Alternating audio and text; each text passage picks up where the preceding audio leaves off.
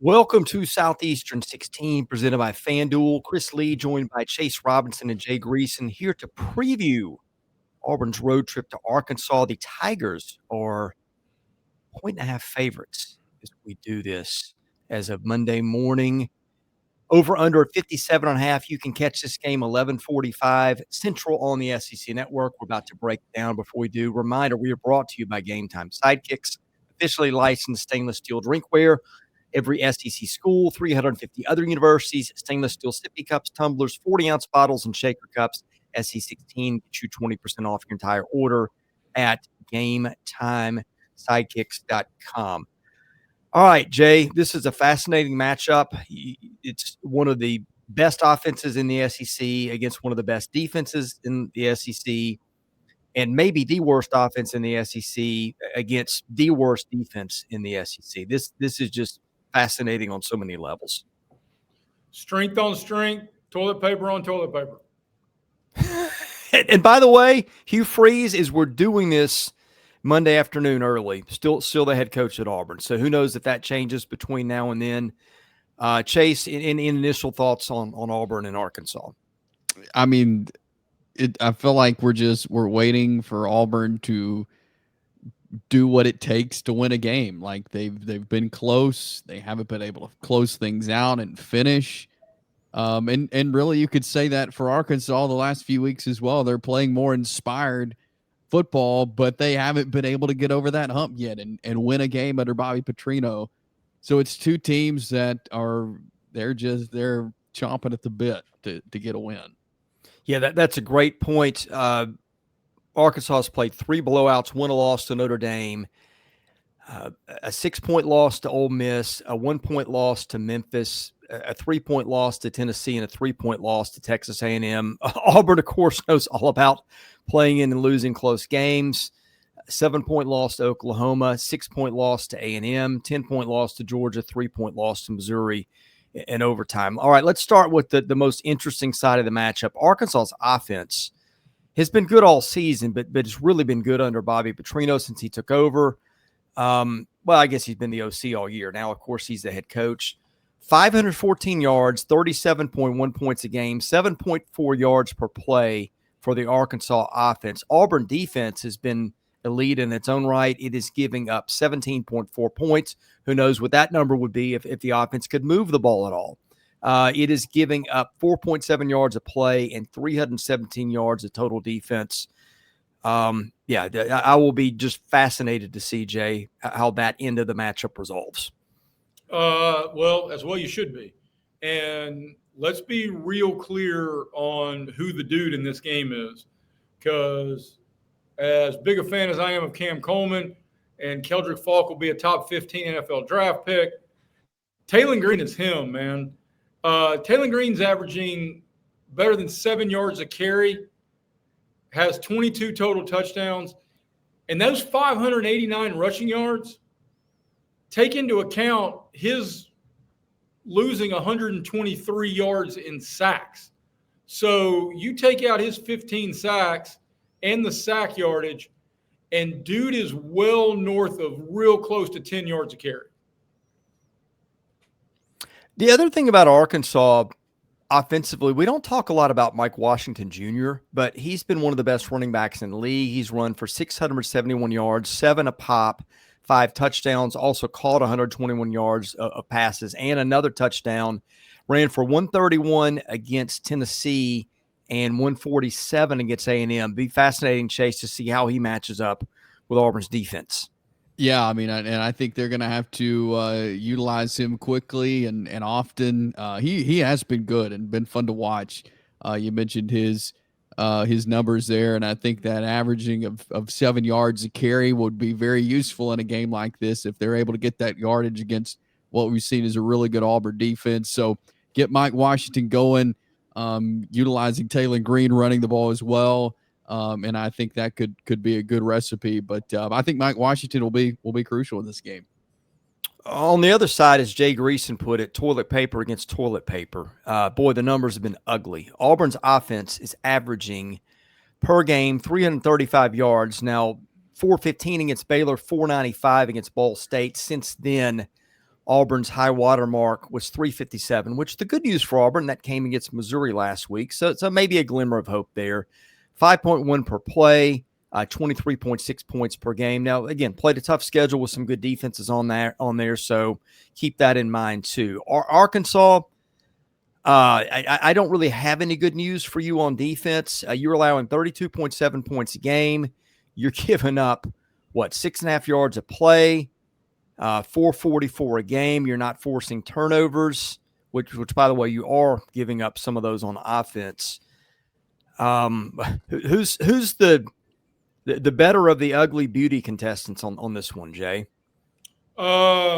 Neither, but I think the big question for me is look, there are a whole lot of wins to discuss about Auburn football right now. When does Hugh get fired?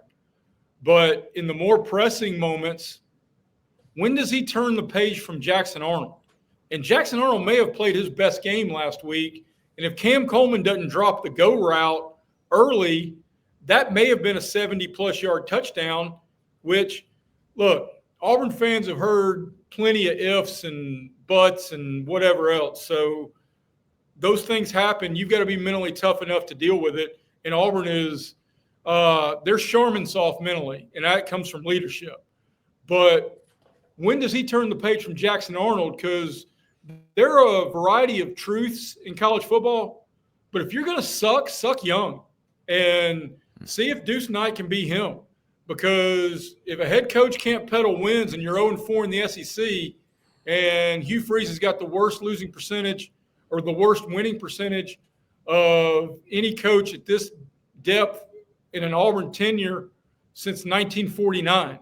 So there is no good news, big picture for Auburn in the grand scheme of things, but you can at least find out if Deuce Knight can be him. Chase, your thoughts on this side of the matchup? It's interesting, and because and Jay brought up the point of the drop ball and multiple drop balls. That's it, as if things weren't going as poorly of Jackson Arnold being able to get the ball out of his hands and things like that. Then you've got drop balls that is not helping you out at all. And we've just consistently seen that. And I think losing your starting center now in Connor Lew to the torn ACL, who's out for the year. I mean, that's a tough blow for Auburn. And it's tough, like, because again, Arkansas defensively is not great. And we would think with the talent that Auburn has offensively that it wouldn't even be a question what the better side of the ball is. But we haven't seen it enough. We haven't seen consistency at all from Auburn offensively for us to be able to sit here and say Auburn's offense is better than Arkansas's defense. It's head scratching really on both sides on this matchup. Yeah, I will add one thing. I'm just not sure how talented Arkansas is defensively. I mean, I see missed tackles. I see Arkansas getting run over in the run game. There may be a path to victory for Auburn just by running the ball, as poor as Arkansas has been. And for all of Auburn's offensive dysfunction, Jay, I mean, there's talent there with Coleman and Singleton and the run game. And that even includes Arnold when he's been a guy who's sticking his neck out there. You rightly mentioned Washington for Arkansas because he's been tremendous. When Hugh Freeze and Auburn will commit to the running game, Jeremiah Cobb's been very productive. Yes. I mean, it's north of 6 yards a carry. He's got 564 yards on the season. But there's a great adage about Phil Mickelson would have twice as many majors, except the description I always heard was Phil Mickelson was too cute by half. Auburn's offense feels like it needs to be too cute by half. And it doesn't do one thing exceedingly well, which means it does nothing well. And there is a path to winning, especially against an Arkansas defense that, look, if you want the good news is Arkansas defensively is really cute when they try to tackle people. I mean, it's cuddly. It's like a Hallmark moment. But how in the hell do you trust anything Auburn's going to do offensively, especially after halftime? Yeah. I mean, trust issues all around on both sides for different reasons. Let's just get into picks, and I'm going to get opinions on the total in a minute. Jay Greason, let's start with you. I'm going for the third one of these in a row. I'm taking the underdog. I think Arkansas finds a way to win. I think this means a lot for Bobby Petrino with his history there, and even for the improved level of offense that Arkansas has experienced as Petrino has taken a step up the organizational flow chart. He's got to start stacking W's if he wants to be a serious candidate for this job.